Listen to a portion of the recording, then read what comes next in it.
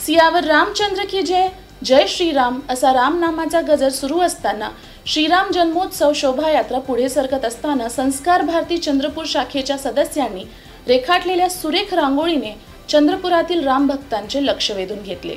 रामनवमी निमित्त चंद्रपूर संस्कार भारतीने स्थानिक कात्यायनी रुग्णालयासमोरील प्रशस्त जागेत महारांगोळी काढली।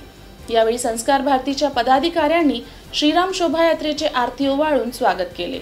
संस्कार भारती चंद्रपूर महानगर शाखेचे रांगोळी विधा प्रमुख सुहास दुधलकर यांच्या संकल्पनेतून ही महारांगोळी साकारण्यात आली।